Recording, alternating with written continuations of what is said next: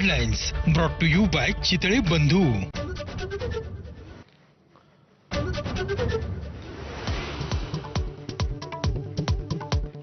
कोणताही भ्रष्टाचार केल्याशिवाय भाजपत स्थान मिळत नाही. उद्धव ठाकरेंचा हल्ला बोल तर भ्रष्टाचारी तितुका मिळवावा, भाजप पक्ष वाढवावा म्हणत ठाकरेंचा टोला.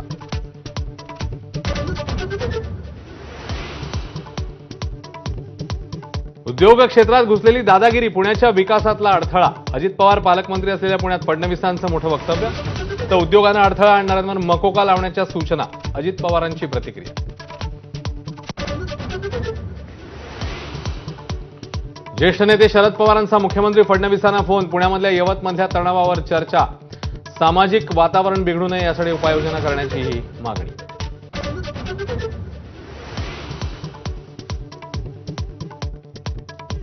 यवतमधील तणावावरून विरोधकांचा हल्लाबोल. महाराष्ट्रात दंगली घडवण्याच्या सत्ताधाऱ्यांच्या सुपाऱ्या. राऊतांचा हल्लाबोल तर बाहेरून दौंडमध्ये येऊन गडबड करणाऱ्यांचा निषेध. सुप्रिया सुळेंचं टीकास्त्र.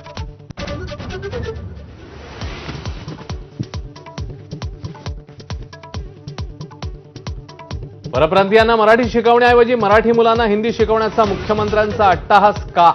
शेकापच्या मंचावरून राज ठाकरेंचा सवाल.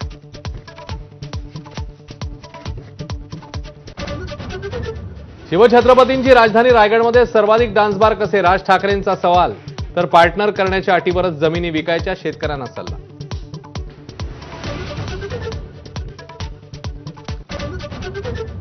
सनातनी दहशतवाद असा शब्दप्रयोग करणाऱ्या पृथ्वीराज चव्हाणांविरोधात शिवसेनेचा मोर्चा. मुंबईच्या टिळक भवनापर्यंत पोहोचण्याआधीच पोलिसांनी मोर्चा अडवला.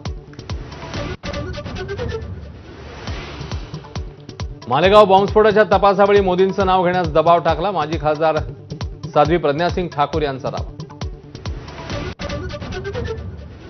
रायगडमध्ये उपमुख्यमंत्री अजित पवारांच्या उपस्थितीत राजीव साबळेंसह अनेक मोठ्या नेत्यांचे राष्ट्रवादीत प्रवेश. एकनाथ शिंदे आणि भरत गोगावलेंना धक्का.